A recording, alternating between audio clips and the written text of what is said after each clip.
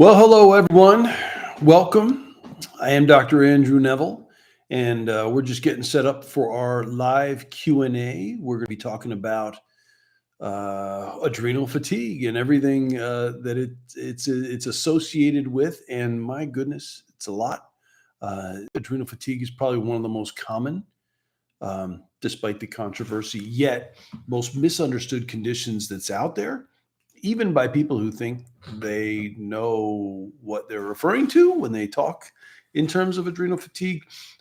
It's terribly misunderstood, terribly. Both conventional medicine, alternative medicine doesn't fully grasp or get the depth of what we're dealing with when we talk about adrenal fatigue. So I want to clarify those things, right? I want to answer your questions. I want to try to bring some sense of understanding, decrease some of the myths about this, or the misunderstanding, misconceptions with regard to adrenal fatigue.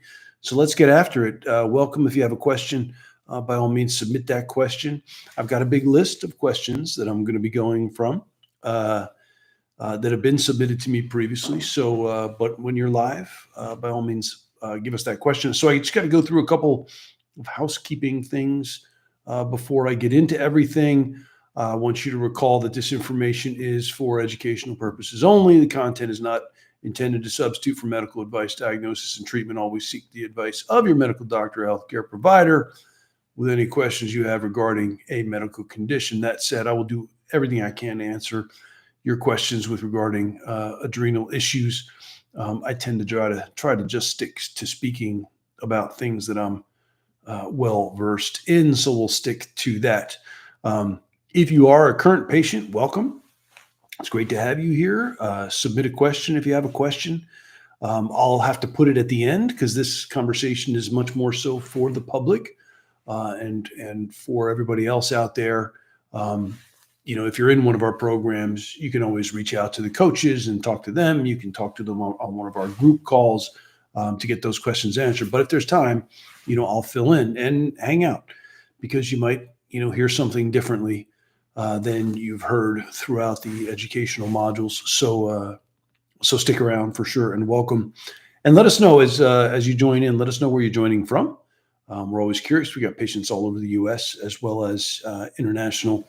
Just got off the call with a patient from Athens, Greece today. And yesterday it was outside of Melbourne, Australia. So turns out adrenal fatigue is misunderstood everywhere, and mishandled and mistreated. And like the stories are the same, identical, no matter what country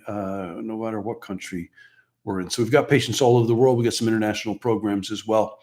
And there are a couple of programs. I'll talk a little bit about our core program, which we're revamping. I'll talk about that a little bit. Last plug I'm going to give is for our new Facebook group. So we've got a Facebook group, Healing Adrenal Fatigue Holistically. It's great. It's a private group, but it's open to anybody. So, you just jump in there and hear about stuff that we talk about. It's a great place for, support and even a little bit of guidance. We just created a new Facebook group. Instagram page, sorry, called the Adrenal Healing Hub, which is run by my coaches. My coaches know more about adrenal fatigue and how to manage your way through it and get ahead of it more than any doctor you can go to. So we had this idea of putting that together.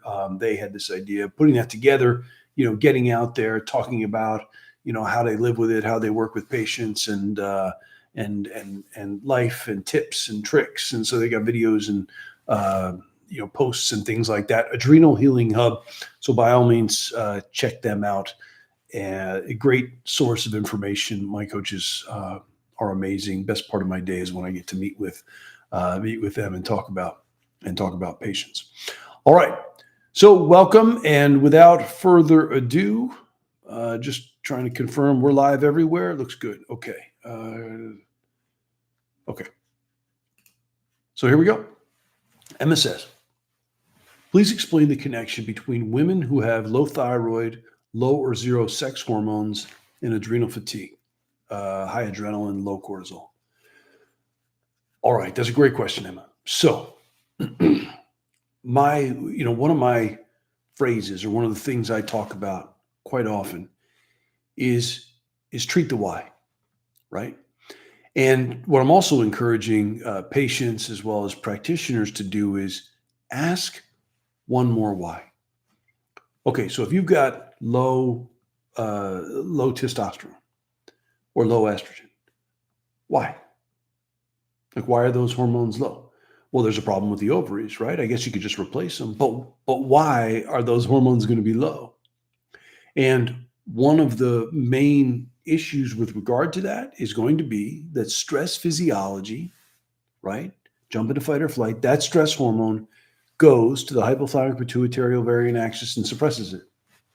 Now you're not going to produce any. Same goes for the thyroid. We know that happens. So if you're low in thyroid, why? Right? Why are you low in thyroid? Can you replace it? Sure, but again, treat the why. Because if you start replacing these things, you're going to suppress if the gland's producing any, you're going to suppress that. And you pretty much need to be on these things for life. And these are cyclical hormones, right? They should bounce around. They should fluctuate a little bit. It's a whole lot better to let your body produce those hormones than to, try to take a pill that has those hormones in it. So the number one reason for low levels in those systems is stress physiology, what we're going to call adrenal fatigue, right? And you're going to hear me talk about this quite a bit. Adrenal fatigue is the worst name for this condition. All right, maybe it's not the worst name. There's other names that are worse for sure, but it's not complete. That's my problem with it. It's not complete enough. Really, what this condition is about is it is a stress response system dysfunction. That involves your adrenals, because the adrenals are the end organ. They dump the cortisol and adrenaline, and that's the one that saves your life, right? Fight a tiger, lift a car up off a child, whatever you have to do. That comes from the adrenals. But the adrenals don't decide whether to put out those hormones or not. They're told what to do. So if you've got an adrenal problem, you've got a hypothalamic pituitary problem. That's the hormone side. You're also going to have a nerve. The nerve side of your stress response system is going to be off as well, because they work together. I tease them apart because I want to know where symptoms are coming from. Treatment might be a little different, but they're work together. You can't affect one side without the other. And they're all told what to do by this limbic system in the brain that calls the shots. The puppet master, right? Like a little marionette, if you will, of your stress response physiology is this limbic system in the brain, the hippocampus, the amygdala. It is interpreting your environment all the time. It's listening to your thoughts. If you're watching the bad news on TV, if you're replaying an argument you had 10 years ago, it's listening. And it's trying to perceive your environment for danger. And what happens is, with a bit of a genetic predisposition and just enough chronic stress over time to overwhelm those genetics, that limbic system gets trigger happy, starts to over-perceive its environment as dangerous. Now it's constantly putting us in fight or flight, constantly activating the HPA axis and the sympathetic side, the fight or flight side of our nervous system, which keeps us stuck in stress physiology, which leads to all the symptoms, right? Especially those wired symptoms, right? The anxiety, the insomnia, can't settle down, motor running, palpitations, all those kinds of things, but also fatigue, pain, depression, brain fog, all that stuff. But what also is happening at that time is that those stress hormones, not only are they causing those uncomfortable symptoms, they're also causing a tremendous amount of wear and tear in the body everywhere in the form of free radicals, which causes oxidative stress. And you can Google any one of these terms. I mean, I'll talk for an hour on each one of these. Free radicals, oxidative stress is connected to just about every chronic disease you can think of. No cell gets away unscathed from what stress physiology does. And that's what leads to the further deterioration, the further symptoms. Then we start suppressing our healing and repair organs, immune, digestive, reproductive. Going back to your question, Emma, reproductive and thyroid, those are suppressed too. So that's the connection. You can replace some hormones, but you're not fixing the problem. And that's what I encourage people. It's okay to replace hormones, but don't kid yourself and think you fixed the problem, because you haven't fixed the why. The why, most of the time, is going to be that stress physiology. You've got to get somebody out of stress physiology. You've got to tackle that, what we'll call adrenal fatigue. That's what you've got to fix. This condition can get so bad that you have people going on disability, right? Depression is the number one cause of disability in this country, in the world, worldwide. Billions of people looking for disability for depression, given the World Health Organization. Why? Well, we know very specifically, if you dump a bunch of stress hormone in the brain, it will cause the signs and symptoms of depression. Nobody pays attention to the underlying cause. There's a cause of depression. There's a cause for anxiety, right? Let's treat the cause. Let's treat that why and shift that physiology. Now, sometimes we'll end up calling it chronic fatigue syndrome. Can come from this, right? Chronic pain or fibromyalgia, ME or myalgic encephalomyelitis. These are all symptoms for a very similar condition, even long COVID. And I know that gets controversial in those populations, and I'm happy to have those conversations about that. But I've yet to see a patient diagnosed with those conditions that didn't have an underlying adrenal problem, at least worsening the problem, if not causing it. So Emma, treat the why. And if you have further questions about that, you can always reach out. I've got patient coordinators out there waiting for a call, right? Complimentary call. Talk to a patient coordinator, no pressure or whatever. Just have a conversation with somebody about, what it looks like, what makes sense, and, does it make sense, for us to potentially work together. So, okay, Meg says, is there a connection between allergies and adrenal fatigue? It's only April and I feel horrible, in caps. Thanks, Meg. What can I do or take?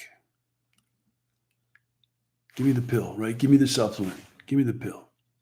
Okay, so is there a connection between adrenal fatigue and allergies? 100% there is. Ask one more why. Okay, I have allergies. Well, what's an allergy? An allergy is your immune system attacking something and causing antibodies. But in allergy, your immune system is not attacking germs, pathogens, stuff that can harm you.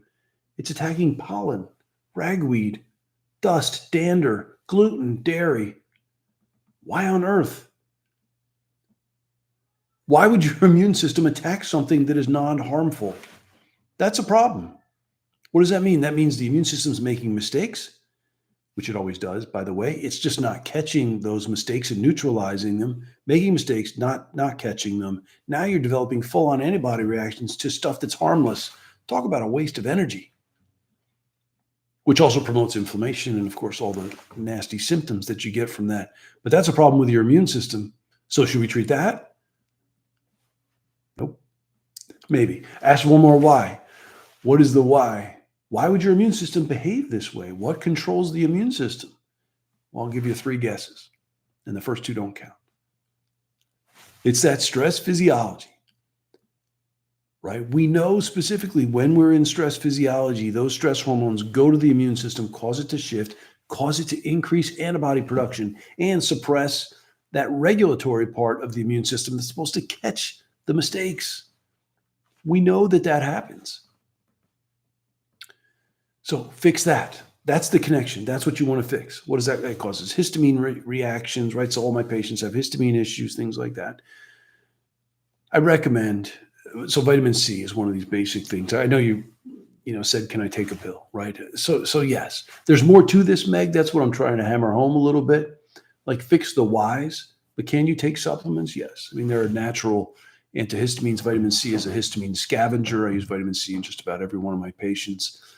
There's a pretty cool natural antihistamine that's a bioflavonoid called quercetin with a Q, quercetin. One of the better and more accessible natural antihistamines. It's a great product. So I use that pretty regularly in my patients.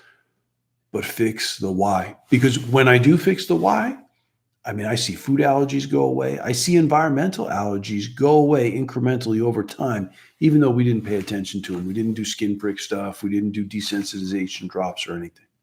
So treat the why. Okay, Vera says, can a very low carb diet, ketogenic diet, worsen adrenal fatigue?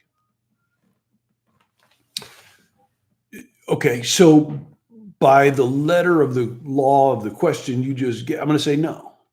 Right? Just because you're very low carb doesn't mean that's going to worsen adrenal fatigue.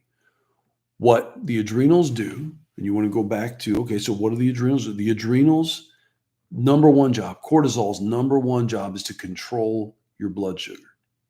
If ever your blood sugar drops, there's a stimulus. So the body recognizes that there's a stimulus from the brain down the HPA axis, trigger the adrenals, release cortisol. Cortisol goes to the liver, tells it to release a stored form of sugar into the blood so you don't pass out or go into a coma. Every time your blood sugar drops, that is an adrenal stress or trigger. Every time. No other system fixes that. Your adrenals do. So if you can eat a diet that prevents the blood sugar from dropping, that's less stress on the adrenals. Not a bad idea, right? So a hypoglycemic diet, fairly typical recommendation from us. Small frequent meals, more protein, fat, low sugar, and carb. You can do that with a ketogenic diet, right? Ketogenic diet is lots of fat, some protein. If you go strict keto, then you're going way high fat, right? But as long as you're increasing fat and protein, as long as you're eating frequently enough, and, I can give or take the carbs. I'm always a low carb guy, sometimes a very low carb. You don't always have to go ketogenic, but I'm not against a ketogenic diet. So it shouldn't, as long as you're eating frequently enough. So the problem that I see with people that talk about ketogenic diets in those circles, they also want you to do intermittent fasting. And I cannot tell you the number of patients I've had come into me because some practitioner, well-intentioned practitioner says, oh yeah, you're gaining a little weight. You got to do this intermittent fasting thing. Maybe they survived a couple of weeks, couple months, and then they crashed worse off than they were. You do not want to do intermittent fasting if you're dealing with adrenal problems. Do not. That's just the way it is, right? So we have to take stress off that system. All right. And good luck, Vera. Okay. DEA or D? DEA. DEA? D. Blood sugar drops are new and scary. Besides low carb, high protein, what can I do to reverse these drops? Mineral, supplement. Thank you so much. Well, you're welcome. Don't thank me too soon. So again, go back to that same question, right? Blood sugar drops. It's always going to be associated with your adrenals. If your adrenals are not behaving the way they should, and you can call that adrenal fatigue, you can call it a hypoadrenia, you can call it HPA axis dysfunction, hypocortisolism, there's lots of names for it. But if the adrenals are not responding the way they should, then you're not going to raise your blood sugar very well. So the number one thing to correct that is to fix this underlying dysfunction, bring that back into balance. And there's a lot more than even more than just the diet, right? We've got to working on resting and pacing and finding balance and turning on the parasympathetic nervous system. There are nutrients that help with that. So hypoglycemic diet starts first. You mentioned high protein. I'm going to hope you mean protein and fat, because it's the fat the body will use for fuel more so than the protein. And animal products come with fat, right? Get the healthiest stuff you can, right? But animal products are a little easier to balance your blood sugar if you're eating those. So that's the way you want to go. One of my favorite supports for the blood sugar is something called berberine, which is the active ingredient in a few different plants, golden seal and hydrastis and coptis, has some berberine in it. So berberine it pretty much works like glucophage or metformin. Similar results, safer, gentle. Berberine's a nice product for this, so I will use that quite often. All my patients will generally get hit with a multivitamin, so we cover the various minerals and cofactors, and you need B vitamins and you need minerals to help with blood sugar regulation as well. And stress physiology depletes us of those things, right? We just use them up, right? It's like you're driving a car 100 miles down the road. I mean, you're gonna burn through your oil, you're gonna burn through your gas, right? I mean, same thing. Like, we've got to replenish. So multivitamins are important that way as well. I mean, that's typically what I'll use. I know there's a ton of research on chromium with this, and I'll use it here and there, but most often I end up not having to. So, all right, good luck, D. Sarah says, if cortisol levels are fine, are the adrenals okay? All right, no, not necessarily. So my first recommendation is, on my website, I've got a symptom assessment tool, because it's not just about cortisol, right? It's about all the other symptoms that come about from this broken stress response system. that you want to look at. So 4 or 5 minutes, you take that little quiz, it'll spit out results. What are the likelihood I have adrenal problems? Because it's more than cortisol. In fact, if I only had one test to test the adrenal side of things, it wouldn't even be cortisol. It would actually be DHEA. And DHEA is one of the other major adrenal hormones. In fact, we have more DHEA in our body than we have any other hormone. It's incredibly important, yet incredibly misunderstood and mysterious to everybody. But we know that with stress over time, DHEA goes down. We know also that lower DHEA levels are associated with every chronic disease you can think about. It's associated with the diseases of aging, right? Cognitive function, mood, sleep, anxiety, depression, immune system dysfunction associated with low DHEA levels. So cortisol is not the tell. Even all that said, I've seen numerous cortisol tests evaluated by other practitioners wrong. So yes, there's the testing, but you got to get that testing evaluated the right way in context with everything else. So there's really only one lab that I like for this testing these days, so I tend to stick with them. And welcome everybody, by the way. Please let us know where you're from. Always curious. We've got patients all over the U.S., all over the world, international patients as well. Let us know. If you got any questions, put them in the comments. My team is manning the comments and taking care of those. So I'll try to get them in. I've got a pretty big list I'm going from. Okay, Kibby. I'm going to go with Kibby, Kiibii. I was wondering if a person's not experiencing adrenal fatigue and is postmenopausal with no symptoms. Who is this mysterious person? Would bioidentical hormones be okay to use just to benefit as a boost for staying overall healthier and younger? No. So I'm a naturopathic doctor, right? I tend to defer to Mother Nature. Women have been going through menopause for thousands of years, successfully, without hormones, without hormone replacement, without cardiovascular disease, without osteoporosis, without cancers, without the things we associated with that. So to me, it's not necessary. If that indeed is the case, adrenal fatigue it shows up in a lot of different ways. But no, to me, you shouldn't need those hormones, nor do I think it's natural and appropriate to give hormones where they're not needed. So Lauren says, what are your thoughts on homeopathy, and do you ever use it in your clinic? So homeopathy, a lot of people kind of misspeak with regard to homeopathy. Homeopathy is energy medicine using small, minute doses of substances to treat a symptomatic picture. I don't really use homeopathy. I've been trained in homeopathy in naturopathic medical school. I don't use it. I'm not against it. It has its place. It has its place. Rebecca says, my body is mostly out of stress physiology that it once was. That's huge.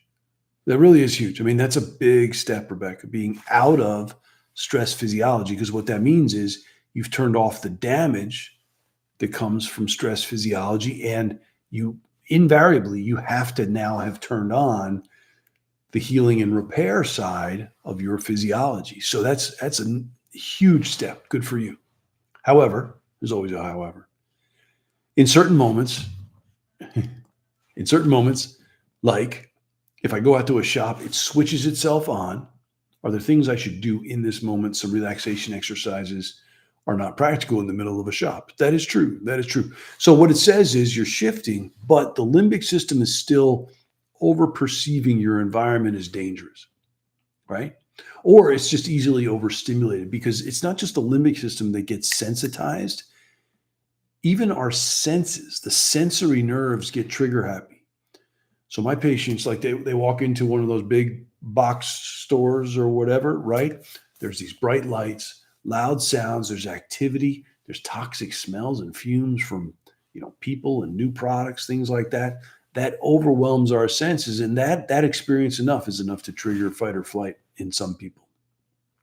So what you want to do is you want to minimize that exposure to a degree, right? get in. If you have to, pick stuff up, let people shop for you, pick it up, right? Or don't go into the big, crazy, big stores, go into the little mom and pop shops and do things there.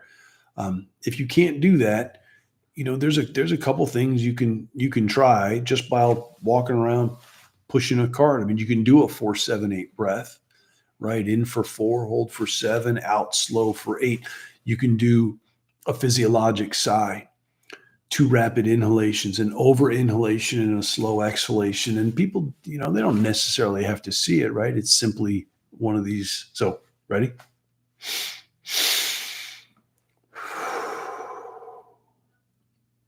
As long as that exhalation is longer than your inhalation, do that a couple times in a row. You're going to be turning on your parasympathetics, and just that can help to limit.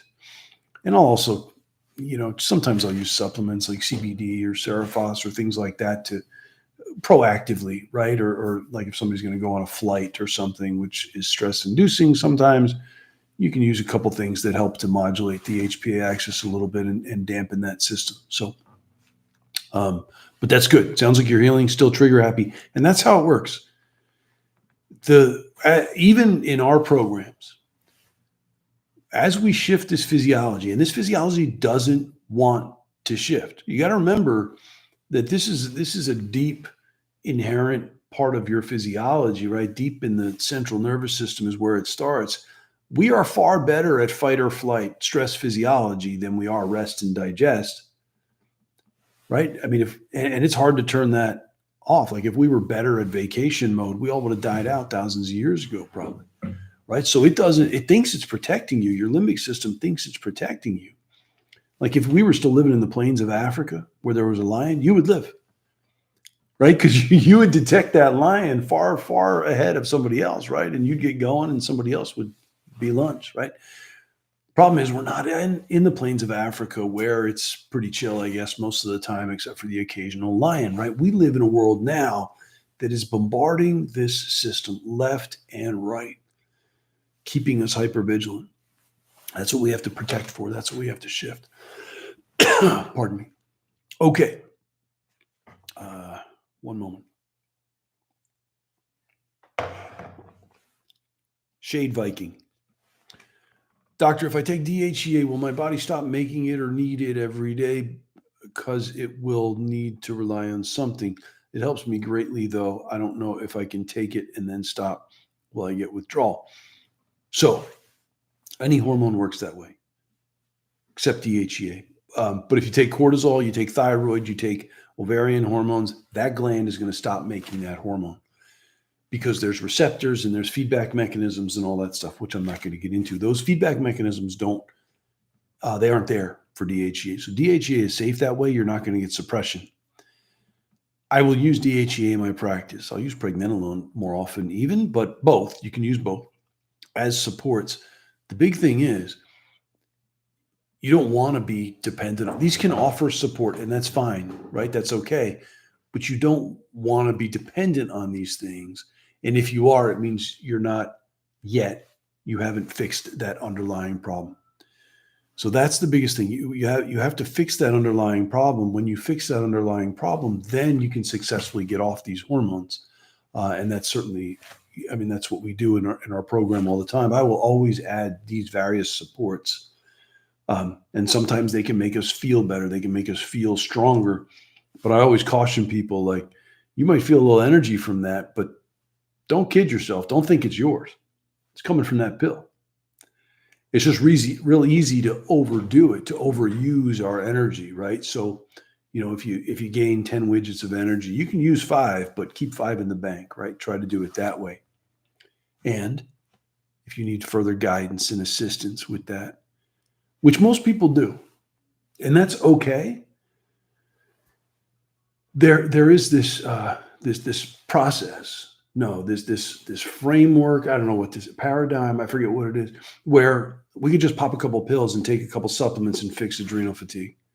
Can you take DHEA? Sure, you can. Does it fix the problem? No.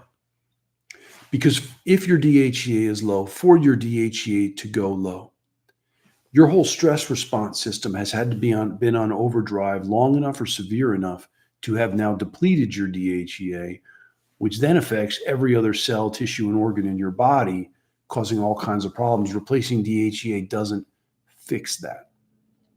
So there's a lot of other stuff that needs to be fixed. And if you need help with that, that's what we do. So reach out. You can reach out in the comments, have a call with our patient coordinator, or we can get you more information that way. Okay. All right, I'm going to butcher this name, but Humad Al-Nuami. What if I don't know the root cause of adrenal fatigue? Don't worry about it. So this is what a lot of practitioners will do as well. But what causes the adrenal fatigue, right? What they're doing is they're looking in your bucket, right? Everybody has a certain size bucket of tolerance for stress, right? They're looking in the bucket. And we know from research, or even from old research, Hans Selye, who started this stuff, it didn't matter what the cause was, whether it was toxins, viral infections, injuries, overexercising, social stress, whatever, however Selye stressed his rats, they would all develop adrenal fatigue. They would always all get sick in the same way. And you could scoop out this, all right, let's say it's toxins. Let's scoop that out. Do we shift a little bit? Yeah, I feel a little better. All right, well, you didn't do anything to fix the bucket. That bucket's just going to fill back up again. And you can scoop that thing, and you can go through this program and this. Well, I detoxed this thing. I treated candida. I went through the mold thing. I did the trauma thing. You can chase after this, and people make a lifetime of earnings chasing after stuff in the bucket. I want to fix the bucket. And you can fix the bucket. Create space in that bucket. You can scoop a little stuff, right? A little stuff like blood sugar. Let's eat a diet that prevents the blood sugar from dropping. All right, well, that's a little scoop. Good, scoop that out, right? Create a little space. Poke as many holes in the bucket as you can, right? You got to learn how to do that. And then make the bucket bigger. Expand the bucket to your greatest genetic capacity. That's a little more my job. By healing this broken stress response, right? All the hormones, the nerves, the limbic system. Heal that system, create space. Now you have room. Now your physiology can shift. And you didn't dig as deep and get into what's the root cause and peel the layers of the onion and all that stuff. And this is what my team and I teach to patients, and this is what we guide patients through in the programs that we do for this. So, good luck. Connie says, what causes that uneasy, tired, and wired feeling, and what can I do to make myself better then? Will taking higher doses of vitamin C cause issues with my acid reflux? All right, a couple questions. So that uneasy, tired, and wired feeling, that's all stress dysfunction, Connie, and that's a balance between cortisol and adrenaline. That will balance out. What can we do to fix it? I mean, that's the $99,000 question. I put people through 3 or 6 month programs to figure out how to fix that and turn that mechanism off. But that definitely is what has to happen. Very common symptom of just imbalance. Vitamin C is ascorbic acid. Now, it shouldn't cause any problem with reflux, but listen to your body, right? I mean, it is an acid. It's a mild acid, not even close to stomach acid, right? And we have stomach acid, which is incredibly caustic. It shouldn't. Sometimes, theoretically it could. So people use buffered ascorbic acid, right? Pretty common to have a buffered vitamin C. It's calcium ascorbate, sodium ascorbate. Those are fine. I mean, that tends to be what I tend to use, these buffered ones with a couple minerals. But it shouldn't, and don't let it. That's the key. Penny Carey says, what labs do you look at to help diagnose?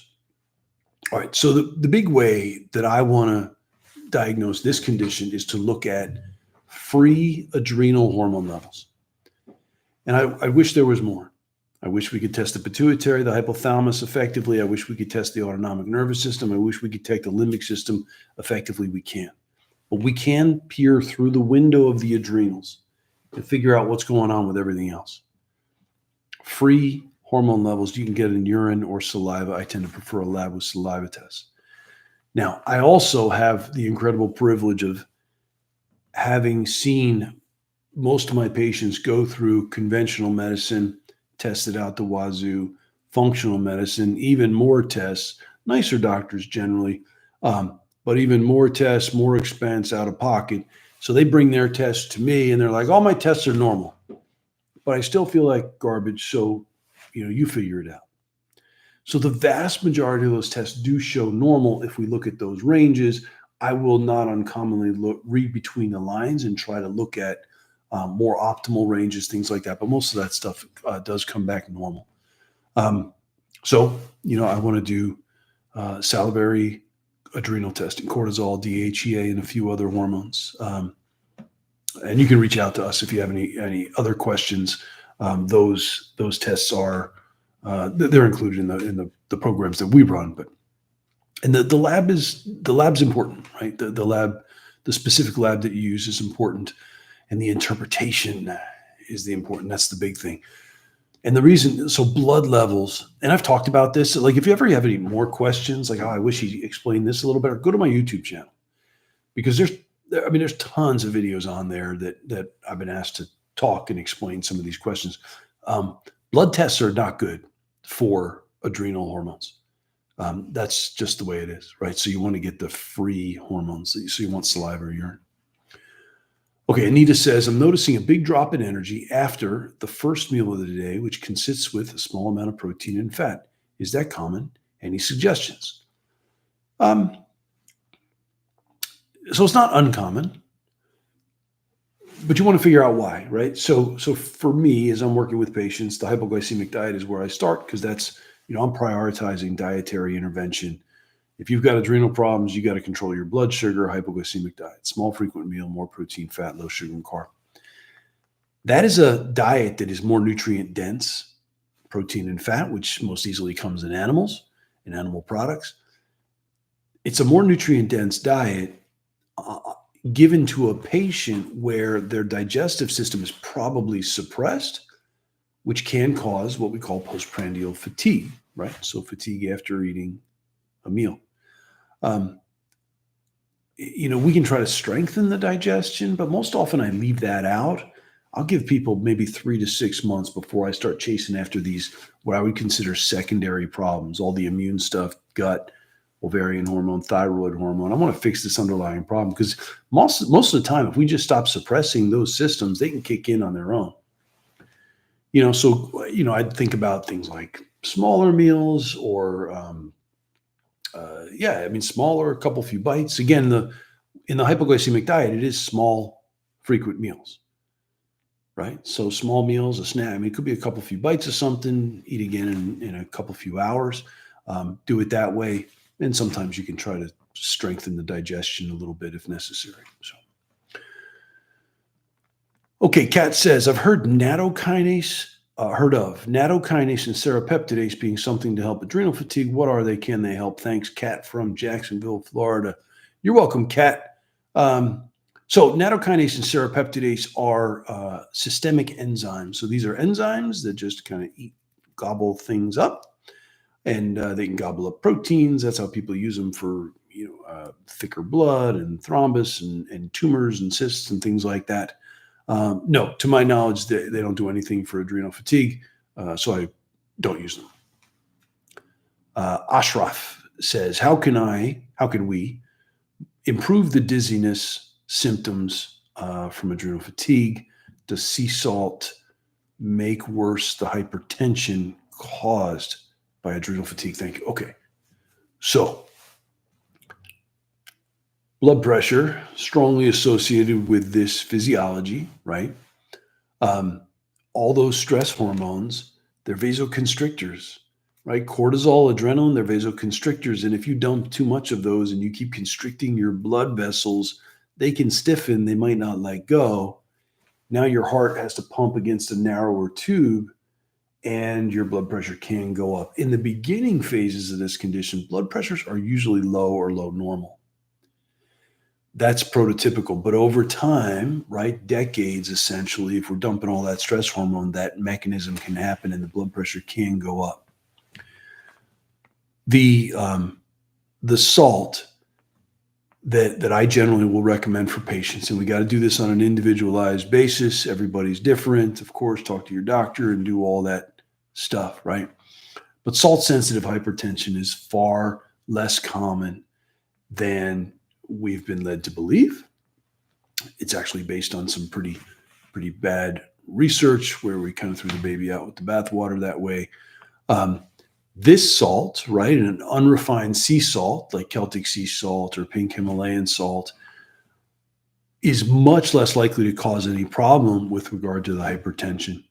Now, the dizziness that comes with this, to me, there's a difference between dizzy and lightheaded, right? Dizzy to me is vertigo, room spinning stuff. That's a different mechanism than just lightheaded, kind of wobbly.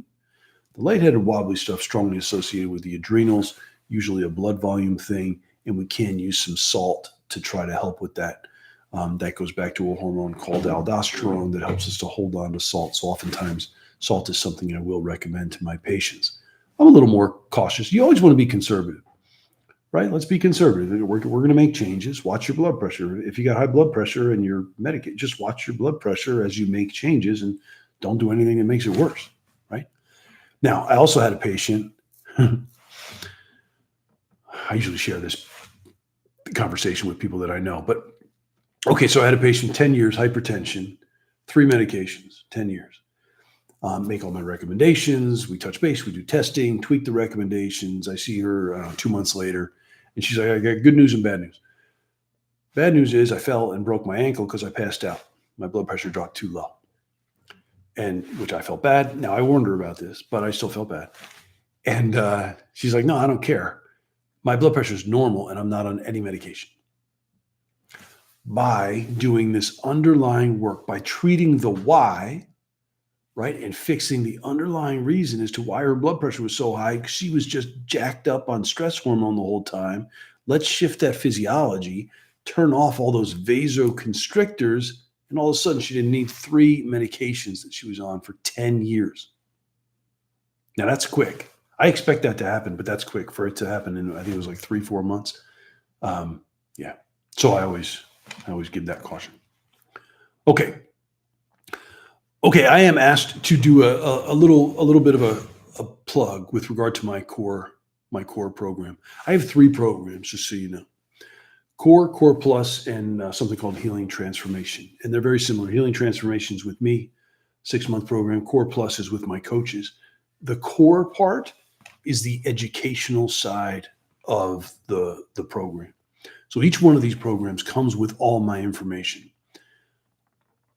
I used to see patients in the clinic. We have a guest house on our property. So people who were maybe a little more severe, they would come and stay at our guest house.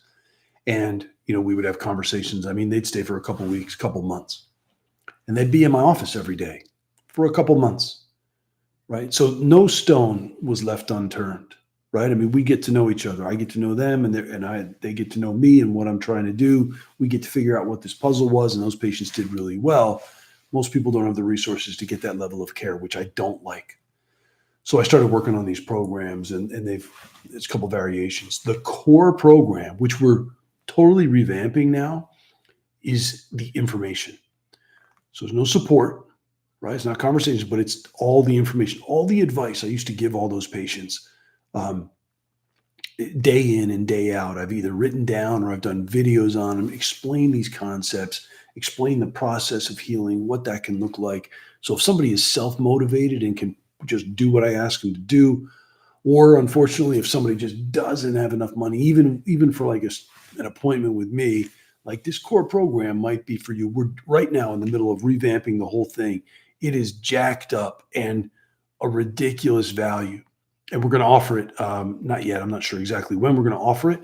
If anybody's interested, just type core in the comments and we can get you on. There's a wait list for that because we are going to offer it at even a reduced price for a period of time. So if you're interested in that, it's helpful. It's helpful. It's not for everybody. Most people need guidance, need personal guidance, and that's okay. And we offer those things as well. But okay. Yeah, so waitlist, core, comments. Okay, Lauren says, do you recommend liposomal phospholipids like phosphatidylcholine, phosphatidylethanolamine, phosphatidylinositol, phosphatidylserine to help rebuild cellular energy and health in your practice, or are there other nutrients you prefer? That's a good question, Lauren, and highly specific. Okay, so briefly about those phospholipids. Our cells, I'm going to take you back to high school biology. If you remember the lipid bilayer in biology, right? Picture a cell. It's got these two phospholipids with a head here and a head here. That's the lipid bilayer outside the cell, inside the cell, right? That keeps things out, keep things in. That's made up of phospholipids. The more of those phospholipids that Lauren just talked about in that cell membrane, the healthier that cell, the better it behaves, the better it can transport stuff in and out, the better it can communicate with the other cell, which is kind of the way cells work, right? It's all about that communication process. Incredibly important to get those phospholipids into those cells, including one of the other things that Lauren didn't mention, but the omega-3s, like getting omega-3s into that cell membrane is super important. So the little legs of those phospholipids, those can be made of omega-3s. Lauren, you mentioned liposomal phospholipids. I don't use liposomal phospholipids, but I will commonly use those phospholipids, potentially others. Seraphos is kind of a version of that, bit of a derivative of phosphatidylserine, ethanolamine, choline. And those are the main ones, those to help with not only the cellular energy, but also that same cell membrane wraps the mitochondria. And the mitochondria, again, high school biology, you never thought you'd have to learn about this stuff again, right? The mitochondria are the little, my team's telling me there's plenty more questions. Get on with it. Okay, so the mitochondria, little energy producers in the cell, take energy from food, turn it into a universal form of energy that we can use. Okay, that's made up of this bilayer as well. So these fatty acids, omegas, all that stuff can also help with the mitochondrial function. So yes, Lauren is the answer, just not the liposomal stuff. Okay. Oh boy. So Dawn says, is there a link between adrenal fatigue and obstructive sleep apnea? Maybe there is a link between adrenal fatigue and weight, between adrenal fatigue and allergies and swelling and stuff in the throat, and between adrenal fatigue and connective tissue integrity, which is dependent on vitamin C and cortisol. And if you combine all those things, you can have your palate drop and you can develop apnea. So the answer is, yeah, there is. B Cozy says, hello, what do you recommend we have instead if we can't tolerate sea salt?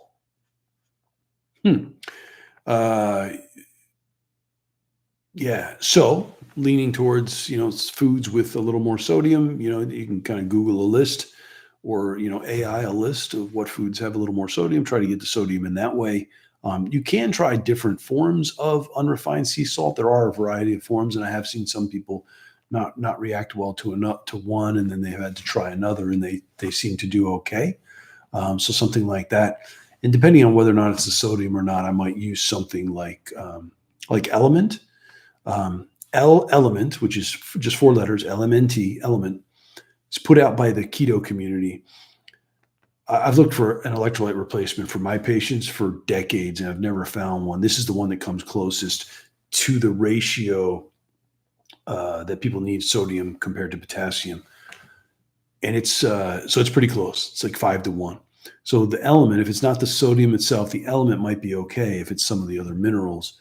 And if you're interested, we actually have that. So you could even, I think I can get you a link if you just put LMNT in the comments if anybody's interested in getting that. Okay, there are more. Debbie says, do you have an in-house program for folks who are interested? Debbie, I wish. It's sorely needed, unfortunately. The logistics of it are super difficult. And mainly it's cost prohibitive, right? We need the resources of time, energy, and money to be able to come and be able to make that happen. And it presents some challenges.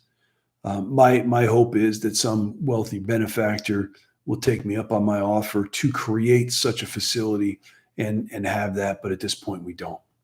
But I'll let you know when we do. And if anybody knows any wealthy benefactors, send them our way because we're always looking. Jacqueline says, are coffee enemas a bad idea with adrenal fatigue? I've been doing them for years per doctor's suggestions. I mean, so it doesn't have to be a bad idea. So the first thing I'd say, Jacqueline, is you want to listen to your body, right? That's the thing. Listen to your body. And if they feel okay, or if you feel better when you're doing them, you can continue to do them. However, I question the idea that we would have to continuously do coffee enemas, even if they help us to feel better. Again, I'm a naturopathic doctor. I kind of defer to the natural order of things. And if I go back some time, I don't know that's how coffee was meant to be used historically. It's not a bad thing temporarily. It can help with a cleanse. It can stimulate glutathione, maybe even kind of trigger the bowels a little bit. But if it continues to be necessary, then I don't think we're treating the why. So that's the biggest thing. Is it harmful or a problem? No, as long as you're not losing your electrolytes and as long as it's not overstimulating you, that's the big thing. Don't let anything overstimulate you. But things need to be treated at a deeper level. Okay. Reese says, my cortisol has come back around 70 in the morning, but I'm probably not going to be able to do this, but my synthesin test, so that's an ACTH test, came back working fine. Doctors told me I'm fine because my adrenals are working. Should I ask for hydrocortisone? So, I can't kind of give you specific recommendations for that, Reese. However, I try to avoid giving hydrocortisone as much as possible. You can treat low thyroid by giving thyroid. You can treat low ovarian hormones by giving estrogen and progesterone, even testosterone. You can do that. But when you do that with your adrenal glands, it's going to cause problems because the adrenals are the most dynamic, responsive part of your hormone system in the body. The adrenals are creating your circadian rhythm. Okay. So cortisol should be high in the morning and gradually go down and be at its lowest level in the evening and go from there. But within that, there are 300 to 500 microsurges of cortisol that have to happen. The adrenals are always responding and adapting to our environment, and you lose all of that. It's rather seductive and rather a romanticized view of, oh, my cortisol is low. I'll just take hydrocortisone and fix it. You do not fix it, and oftentimes you will make it worse. I have a heck of a time. Most of my time is spent getting people off those things because some doctor flippantly put them on that hormone without fully understanding what they were doing. So I would avoid that at all costs. And I'm happy to say, proud to say that with the programs we use that we can do that. Cheryl says, okay, I'm blacking out for only seconds occasionally. Pardon me. I'm blacking out for seconds occasionally. I have religiously watched my blood sugar and my blood pressure meds. I still have no idea why this is happening. I told my cardiologist and my doctor. Neither seem to be concerned or offer any explanation. Is this normal for one with adrenal fatigue? Oh, it's going to be hard to say, Cheryl. So, I would want to send you to our symptom assessment tool and look at that tool and look at all the other symptoms that we associate with adrenal fatigue to make sure we're looking at the right thing. Certainly my patients black out at times. Like you got to know what's going on with your blood sugar. And again, your blood sugar might not show up frankly low, but it could be a relative drop. Most of my patients are not necessarily blacking out. We call them, I'm going to age myself or date myself a little bit. Anybody around my age will remember a toy back in the day on TV, and they call them Weebles. And the catchphrase was Weebles wobble. And I need a thumbs up if you remember Weebles. Weebles wobble, but they don't fall down. So that's what I call my patients, Weebles, right? And we do that because your adrenals help control blood volume, getting blood into the brain. And if your blood isn't strong enough in the brain, then you're going to wobble. Most of them are just weebles. They wobble, but they don't fall down. I have had the occasional patient just go flat out and black out. So there is a connection there, but you got to look at the whole picture. And I'm sorry I'll apologize for my entire profession, the fact that these doctors aren't paying attention to it because there's something going on. Obviously, that's abnormal. Okay, Christy says, do you recommend, I'm going to guess that is GLP-1 drugs, so those are all your fancy new weight loss drugs, for people with adrenal fatigue? The answer is no. I gain lots of weight, and in perimenopause, weight can't get off, can't work out much or I'll crash. Yeah, don't work out, don't crash. I'm not a fan of these GLP-1 medications. I think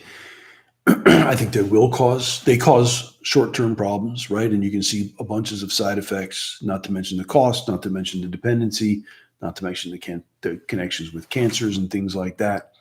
But when you jack up a hormone, even a safe hormone like GLP-1, which is very, very low, so the amount that we produce is way, way down here. When you take these GLP-1 agonists, you are cranking up that level of that hormone exponentially. Do you think that's going to cause a problem? Or I would say, what makes you think it wouldn't cause a problem? The body is it's a delicate balance throughout the whole body, the endocrine system, nerve system, the immune system. It's going to be a disaster, is my prediction, and I'm not the only one. So no. We'll get to the weight. The weight's an issue for most of my patients. I get that part. You want to hang in there. We got to do the hypoglycemic diet. If you're eating small, frequent meals, you got to make sure the meals are small. You can't eat 6 times a day a normal size meal and stay the same size, right? Your caloric load's going to be too high.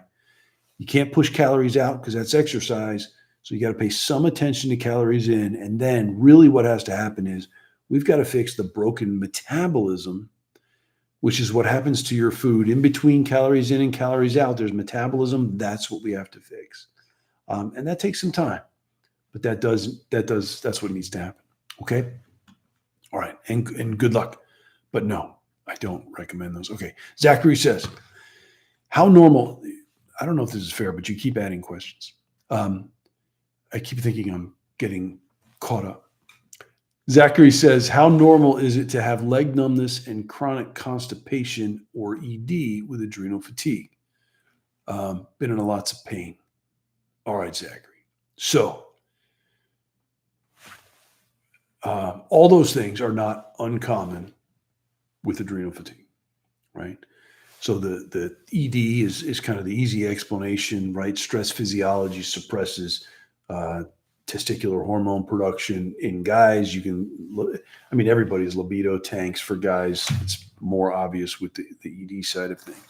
What it also does is suppress. So stress physiology suppresses digestion, and that happens top to bottom. And mainly it happens with that vagus nerve, right? The vagus nerve, which moves things through the whole digestive process, gets turned off. Turn on that vagus nerve, all of a sudden bowel motility tends to improve. And the leg numbness is going to go back to the nervous system. The nerves themselves are hypervigilant or overstimulated with stress physiology. So we feel all kinds of weird nerve sensations, which we refer to as paresthesias. What I would do is, pay attention to the pattern a little bit, not hypervigilant, but pay attention. See if there's any cause and effect. And if not, just fix the why. And I'm amazed, truly amazed at what goes away when we fix that underlying physiology, because now you're just not causing damage and you're turning on the body's ability to heal and repair. Okay. Okay. Coach Cher says, this has got to be all right. So I am in remission since 23 from Lyme disease. Could the Lyme disease had interfered with my adrenal fatigue? Yeah, so I put Lyme in the bucket. Yes, Lyme is a stress, right? If you had Lyme, that added a stress.